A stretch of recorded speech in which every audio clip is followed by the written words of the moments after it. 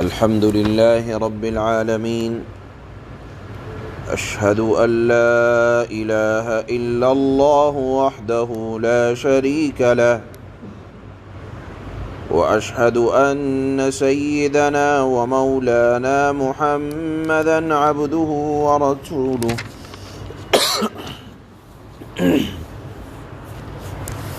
أما بعد فأعوذ بالله من الشيطان الرجيم. بسم الله الرحمن الرحيم.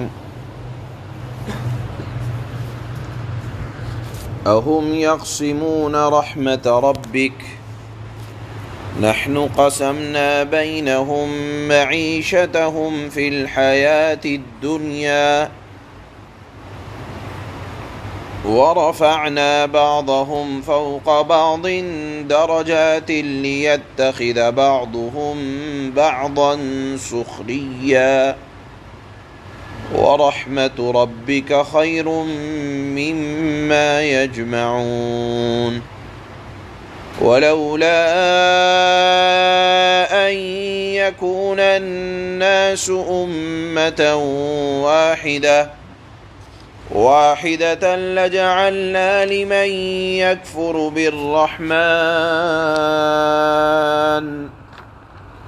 بالرحمن لبيوتهم سقفا من فضة ومعارج عليها يظهرون، ولبيوتهم أبوابا وسررا عليها يتكئون وزخرفا، وإن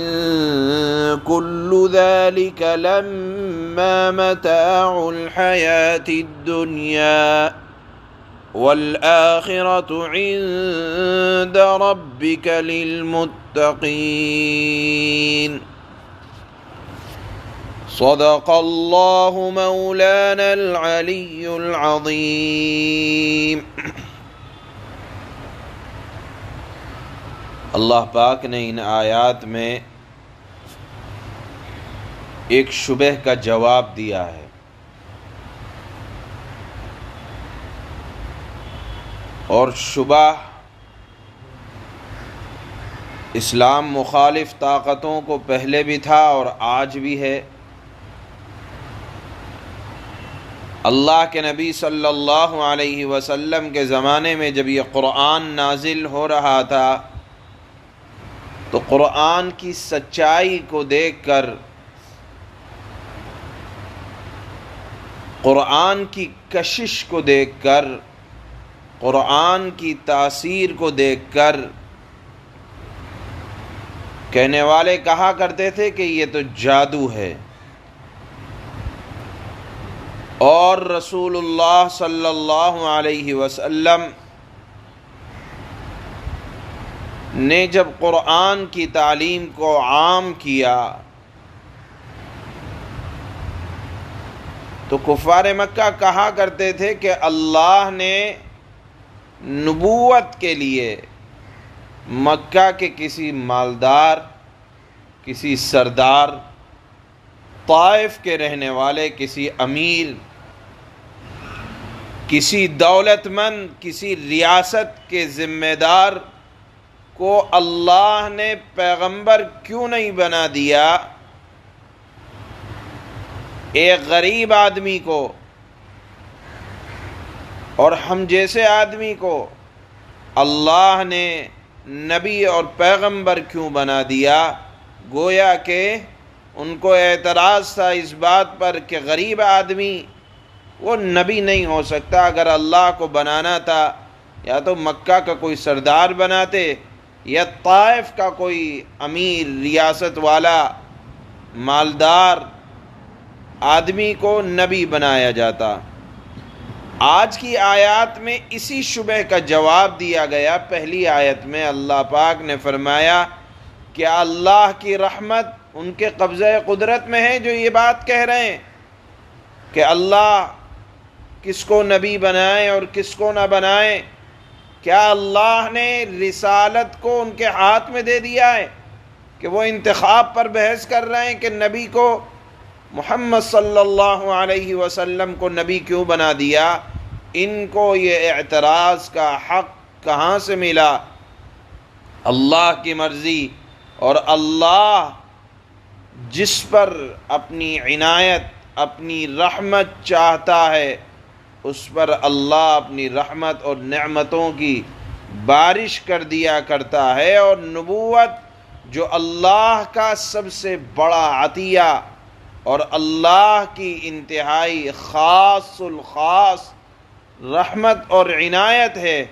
اللہ تعالی جس کو سب سے زیادہ اس کا اہل سمجھتا ہے، اللہ اسی کو نبوت سے سرفراز فرمایا کرتے تھے۔ اور اللہ نے فرمایا کہ نبوت تو بہت بڑی چیز ہے، اللہ نے تو مال و دولت بھی لوگوں کے ہاتھ میں نہیں دیا کہ جو چاہے وہ مالدار بن جائے، بلکہ اللہ نے کسی کو مالدار بنایا، کسی کو غریب بنایا، کسی کو طاقتور بنایا، کسی کو کمزور بنایا، کسی کو اللہ نے ظاہری نعمت سے محروم رکھا اور کسی کو اللہ نے بے انتہا نعمتوں سے نواز دیا۔ غرض یہ ہے کہ دنیاوی ساز و سامان میں بھی اللہ نے تقسیم کو کسی کے ہاتھ میں نہیں دیا بلکہ اپنے ہاتھ میں رکھا، اور کسی کو یہ حق نہیں ہے کہ کوئی یہ کہہ سکے کہ فلانے کو کیوں مالدار بنا دیا، فلانے کو کیوں نہیں مالدار بنایا۔ جب دنیا کی معیشت میں کسی کو یہ کہنے کا حق نہیں ہے کہ کس کو اتنا دے دیا، ہمیں اتنا کیوں نہیں دیا، تو پیغمبری تو بہت بڑی چیز ہے، اس کے بارے میں آدمی کیوں کر کہہ سکتا ہے کہ اللہ نے جناب رسول اللہ صلی اللہ علیہ وسلم کو ہی پیغمبر کیوں بنا دیا؟ اللہ نے جب دنیاوی زندگی میں تقسیم کو اپنے ہاتھ میں رکھا، اور مقصد یہ ہے کہ دنیا کا نظام چلتا رہے، اللہ نے کسی کو مال دے کر اس کو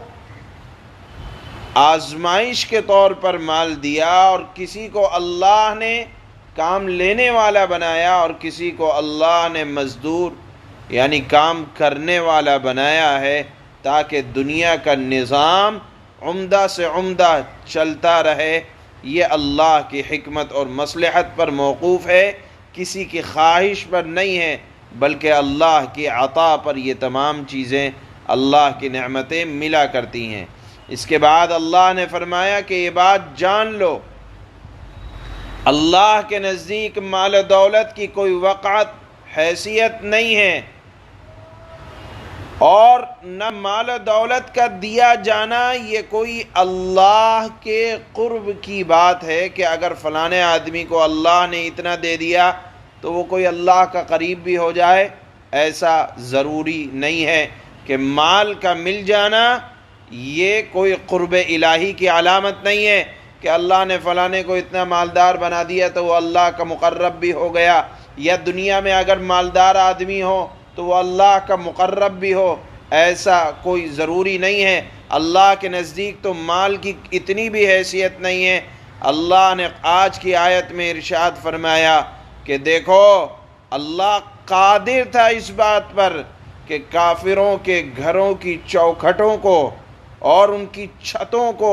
سونے اور چاندی کے بنا دیتا، اور کہ وہ اس پر سونے اور چاندی پر چڑھتے، لیکن ایک حکمت اللہ کی کہ ایسا اس وجہ سے نہیں کیا کہ لوگ عموماً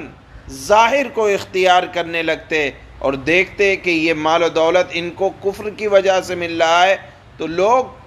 کفر اختیار کرنے لگ جاتے۔ یہ حکمت اور مصلحت اگر مانع نہ ہوتی تو اللہ کے نزدیک تو مال کی اتنی بھی حیثیت نہیں ہے کہ وہ کافروں کو اتنا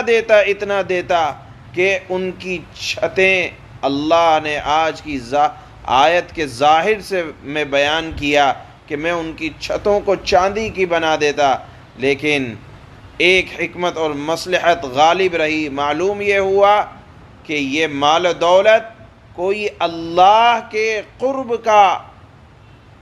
ذریعہ نہیں ہے، بلکہ اللہ نے اس کو اس وجہ سے بنایا ہے کہ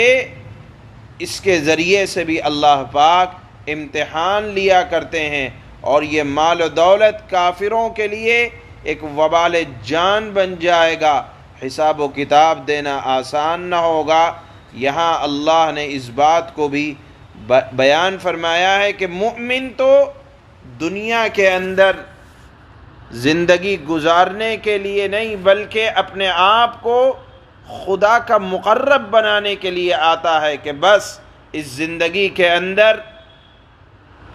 اگر کسی چیز کے حاصل کرنے کی فکر ہے تو وہ اللہ کی محبت ہے، اور کافر تو سمجھتا ہے کہ بس روٹی کپڑا مکان عیش و عشرت یہی دنیا کا مقصد کافر سمجھتا ہے، اور ایمان والا اس دنیا کے ذریعے سے اپنی آخرت کو سنوارتا ہے۔ اس مضمون کو بھی اللہ نے آج کی آیت میں بیان فرمایا۔ اللہ کے نبی صلی اللہ علیہ وسلم نے بھی مختلف انداز میں کہ مال و دولت اللہ کے نزدیک کوئی بہت بڑی چیز نہیں ہے، اس کو بھی اللہ کے نبی نے اپنی احادیث میں بیان فرمایا، اور خود آپ نے اپنے لیے فقر کو اختیار کیا۔ حالانکہ مال و دولت آ سکتی تھی، لیکن اللہ کے نبی کا فاقہ یہ اختیاری تھا کہ اگر آپ چٹائی پر لیٹتے تھے تو آپ کے بدن پر چٹائی کے اثرات ظاہر ہو جایا کرتے تھے۔ اللہ کے نبی چاہتے تو اپنے لیے بہترین سے بہترین بستر اور ناز و نعمت اور نعمتوں کے انبار اکٹھا کر سکتے تھے، لیکن آپ نے اپنے لیے جو چیز اختیار کی وہ تھی فقر، اور پھر اس بات کو ظاہر کرنے کے لیے کہ مال و دولت اللہ کے نزدیک کوئی بڑی اہمیت کا حامل نہیں ہے۔ اس مضمون کو اللہ نے آج کی تلاوت کی جانے والی اخیر کی آیتوں میں بیان فرمایا۔ شروع کی آیت میں اللہ نے اس بات کا جواب دیا ہے کہ اللہ نے نعمتوں کی تقسیم کو، اور خاص طور پر نبوت کو، اور عام طور پر دنیا کی ہر نعمت کو اپنے ہاتھ میں رکھا ہے۔ کسی کو اختیار نہیں دیا ہے کہ اللہ کی نعمتوں کا کوئی اگر لینا چاہے تو اپنی ذات سے نہیں لے سکتا، ہاں اللہ کی رحمت ہوگی تو اللہ کی نعمت ملے گی۔ چنانچہ اللہ فرماتے ہیں اَهُمْ يَقْسِمُونَ رَحْمَةَ رَبِّكَ نَحْنُ قَسَمْنَا بَيْنَهُمْ مَعِيشَتَهُمْ فِي الْحَيَاةِ الدُّنْيَا وَرَفَعْنَا بَعْضَهُمْ فَوْقَ بَعْضٍ دَرَجَاتٍ لِيَتَّخِذَ بَعْضُهُمْ بَعْضًا سُخْرِيًّا وَرَحْمَةُ رَبِّكَ خَيْرٌ مِّمَّا يَجْمَعُونَ۔ ان کا اعتراض یہ تھا کہ محمد صلی اللہ علیہ وسلم ہی کو کیوں نبی بنا دیا گیا، امیروں کو کیوں نبی نہیں بنایا؟ اللہ جواب دیتے ہیں بھلا کیا یہ لوگ ہیں جو تمہارے پروردگار کی رحمت تقسیم کریں گے کہ کس کو بنایا جائے، کس کو دیا جائے، کس کو نہ دیا جائے؟ دنیاوی زندگی میں ان کی روزی کے ذرائع بھی ہم نے ان کے درمیان تقسیم کر رکھے ہیں، کسی کو مالدار، کسی کو غریب، کسی کو کام کرنے والا، کسی کو کام لینے والا، یہ اللہ نے بنا رکھا ہے، اور ہم نے ہی ان میں سے ایک کو دوسرے پر درجات میں فوقیت دی ہے تاکہ وہ ایک دوسرے سے کام لے سکے، دنیا کا نظام چل سکے۔ اور تمہارے پروردگار کی رحمت تو اس دولت سے، یعنی دنیا کی دولت سے کہیں بہتر چیز ہے جو یہ جمع کر رہے ہیں۔ وَلَوْلَا أَن يَكُونَ النَّاسُ أُمَّةً وَاحِدَةً لَجَعَلْنَا لِمَن يَكْفُرُ بِالرَّحْمَنِ لِبُيُوتِهِمْ سُقُفًا مِّن فِضَّةٍ وَمَعَارِجَ عَلَيْهَا يَظْهَرُونَ۔ اور اگر یہ اندیشہ نہ ہوتا کہ تمام انسان ایک ہی طریقے کے یعنی کافر ہو جائیں گے، تو جو لوگ خدائے رحمان کے منکر ہیں ہم ان کے لیے ان کے گھروں کی چھتیں بھی چاندی کی بنا دیتے، اور وہ سیڑھیاں بھی چاندی کی بنا دیتے جن پر وہ چڑھتے ہیں۔ وَلِبُيُوتِهِمْ أَبْوَابًا وَسُرُرًا عَلَيْهَا يَتَّكِئُونَ، اور ان کے گھروں کے دروازے بھی چاندی کے بنا دیتے اور وہ تخت بھی جن پر وہ تکیہ لگا کر بیٹھتے ہیں، یعنی اللہ کے نزدیک اتنی بھی حیثیت نہیں ہے۔ وَزُخْرُفًا وَإِن كُلُّ ذَلِكَ لَمَّا مَتَاعُ الْحَيَاةِ الدُّنْيَا وَالْآخِرَةُ عِندَ رَبِّكَ لِلْمُتَّقِينَ، یہ تمام چیزیں اللہ ان کے لیے سونے کا بنا دیتے، اور حقیقت یہ ہے کہ یہ سب کچھ بھی نہیں، یعنی یہ مال و دولت انبار بننے کے بعد بھی کچھ نہیں، صرف دنیاوی زندگی کا سامان ہے، زندگی گزارنے کے لیے۔ مومن تو آتا ہی ہے اللہ کو راضی کرنے کے لیے، دنیا کے ساز و سامان سے وہ الجھتا نہیں ہے بلکہ استعمال کرتا ہے، اور آخرت تمہارے پروردگار کے نزدیک پرہیزگاروں کے لیے بہت عمدہ چیز ہے۔ سبحان اللہ۔